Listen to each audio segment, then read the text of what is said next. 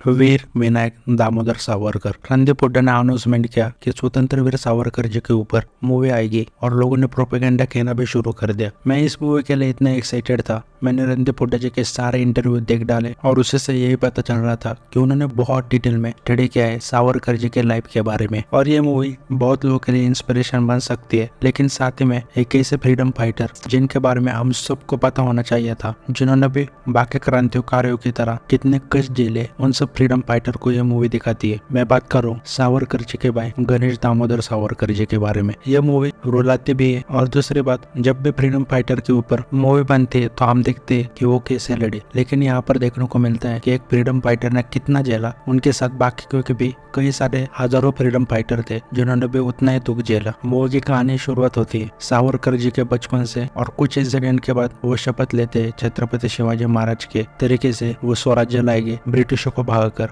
और ये सपना पहली बार वासुदेव बळवंत फडके जी ने देखा था। उनके ऊपर भी एक मराठी मूवी अच्छी आ चुकी है, लेकिन सावरकर जी इसी सपने को लेकर चलते हैं और इस सपने के लिए वो क्या क्या करने के लिए तैयार होते हैं और क्या क्या करते हैं वो बहुत बड़े तरीके से दिखाया। रणदीप हुड्डा ने कहा था कि मैं सावरकर जी के ऊपर एक कमर्शियल मूवी बनाना चाहता हूँ, नहीं तो वैसे कई सारे डॉक्यूमेंट्रीज, लेकिन मैं कहूँगा मुझे लगता है सावरकर की मूवी के लिए एक सीरीज ही बनानी पड़ेगी क्योंकि इतने सारे इवेंट्स थे। फाइनली ये मूवी भी कुछ डॉक्यूमेंट्री की तरह ही लगती है और उस पर से रणदीप हुड्डा ने कहा था कि मैंने कई मूवी के पार्ट कट किए क्योंकि मूवी बहुत लंबी हो चुकी थी, तो वो अनरिलीज वर्जन पे देखने को मजा आएगा क्योंकि 3 घंटे की मूवी। हाँ, लेकिन लग रहा था अभी और एक्सप्लोर करना है मूवी को, लेकिन मूवी छोटी हो सके तो मुझे लगता है उन्होंने कुछ सीन कट करके उनके बारे में लिख कर जानकारी दी है। अब बात करूँ इस मूवी का सबसे बेस्ट पार्ट कौन सा है बोलोगे तो वो है जो सावरकर जी का काला पानी की सजा निकली थी। वो देखने के बाद जो लोग उनको माफिया बोलते थे उनको दुख होगा कि उन्होंने एक फ्रीडम फाइटर के बारे में ऐसा कहा। काला पानी का वो जो हिस्सा था वो इतना दर्दनाक था देखने में और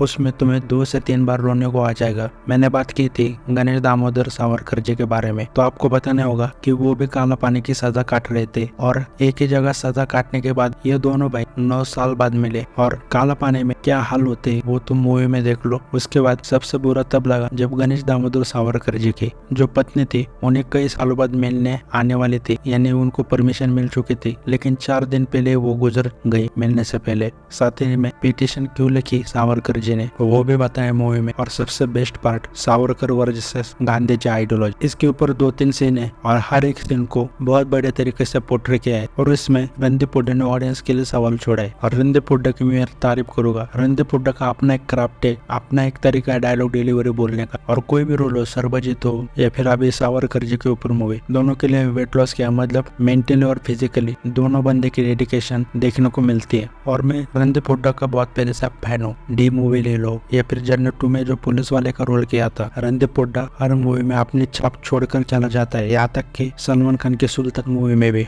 तो जो सावरकर जी के लाइफ के जो अलग अलग पड़ाव है उसको रणदीप हुड्डा ने बहुत बड़े तरीके से निभाया, खास करके जब वो हिंदुत्व की तरफ झुकने लगते हैं वो वाला। और दूसरे गाने यार, इसमें एक ही गाना है लेकिन वो इतना दिल को छू जाता है। जो ब्रिटिश वो सावरकर जी को मारते है, ओवरऑल को काला पानी की जो सजा सावरकर जी ने जो भी भुगता था उसको रणदीप हुड्डा ने बहुत बड़े तरीके से दिखाया। और मुझे लगता है रणदीप हुड्डा उस चीज से काफी जुड़े भी थे और मैं भी चाहता था कि लोग उनका दर्द समझे कि उन्होंने क्या दिया है इस देश के लिए योगदान और भी हिस्सों को छुआ गया है, जैसे गांधी जी के हत्या में सावरकर जी का हाथ था या फिर नहीं। और भी बाकी के फ्रीडम फाइटर जिन्होंने 19-25 साल में इस देश के लिए जान दी। साथ में यह भी पता चलता है काला पानी में सावरकर जी नहीं कई सारे फ्रीडम फाइटर बाकी के भी थे, उन्होंने कितने दुख झेले। दूसरी बात यह भी चीज दिखाई है जो पार्टीशन था, जिन्ना वर्सेस सावरकर जी को इतना नहीं दिखाया गया और गांधी जी वर्सेस सावरकर जी को एक आइडियोलॉजिकल फाइट दिखाई है। और ऐसा ही देखा है कि सावरकर जी गांधी जी के आइडियोलॉजी से ही मतभेद रखते थे लेकिन गांधी जी का वो मान सम्मान करते थे, तो वैसा ही देखा है। लेकिन 2 चीजें शॉकिंग देखने को मिलती है जिनके बारे में मैंने पहले सुना नहीं था। एक मतलब भगत सिंह जी इंस्पायर हुए थे सावरकर जी से और दूसरे सुभाष चंद्र बोस जी को सावरकर जी ने जापान भेजा था। तो बोस जी के तो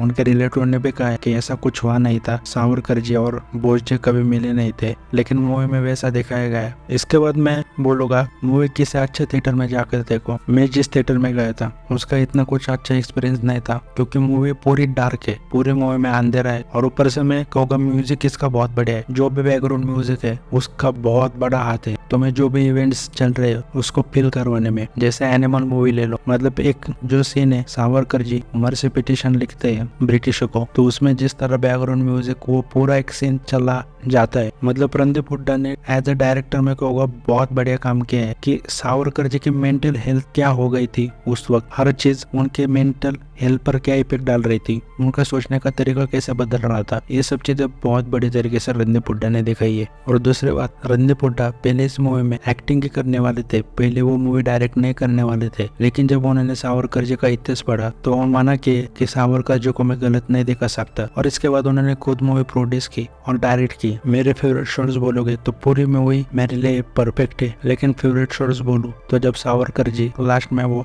ब्रिटिश को बोलते तुम मुझे तोड़ नहीं पाए और वो खुली हवा में जो सांस लेते, उसके बाद उनके भाई के साथ जो हर एक सीन है, विनायक दामोदर सावरकर जो और गणेश दामोदर सावरकर, हर एक सीन काला पानी में इतना इमोशनल कर देता है। और जो गांधी जी और सावरकर जी में आइडियोलॉजिकल डिफरेंसेस दिखाए, जैसे गांधी जी कहते राम राज्य उपवास से मिला था, तो सावरकर जी कहते राम राज्य रावण को मार कर मिला था। तो ये आइडियोलॉजिकल डिफरेंस बहुत बड़े तरीके से भी दिखाए। और जो भी सावरकर जी के ऊपर आरोप लगाते, रणदीप हुड्डा ने हर एक आरोप का जवाब भी दे कि उन्होंने बात क्यों मांगा, जो भी चीजें। ये कहूँगा कि मूवी 3 घंटे की, तो एज ए डेब्यू डायरेक्टर में मूवी रणदीप हुड्डा की अच्छी कहूँगा, लेकिन जो मुझे लगता है मूवी बहुत ज्यादा रन टाइम के साथ डायरेक्ट हुई थी, लेकिन मूवी बहुत जगह कट की गई है, लंबे ना हो इस चक्कर में। लेकिन ये मूवी जरूर देखने जाओ, टेक्निकली वेल मेड मूवी है और एक हॉलीवुड लेवल बायोपिक कह सकते हो। बाकी बात करूँ तो रणदीप हुड्डा जी ने सबटली वो भी चीज बताई है, जैसे सावरकर जी बैठे होते हैं तो एक जगह पर एक कोई बोलता है कि गांधी जी से गलती हुई, तो सावरकर जी बोलते हैं गलती मुझसे भी हुई, और उसके बाद वो ये भी बोलते हैं कि मैं गांधी जी के खिलाफ नहीं हूँ। तो वो रणदीप हुड्डा जी ने सबटली वो भी दिखाया कि कुछ गलतियां सभी से होती है, लेकिन इसके लिए उनको इस तरह बेइज्जत भी नहीं करना चाहिए। फॉर एग्जाम्पल अमेरिका जाओगे तो वहाँ पर फ्रीडम फाइटर है विंस्टन चर्चिल, और विंस्टन चर्चिल की वजह से बंगाल फेमिने हुआ था, हिटलर से ज्यादा विंस्टन चर्चिल ने लोग मारे, लेकिन फिर भी वहाँ के लोगों से सेलिब्रेट करते, उसे अपना आइडल मानते,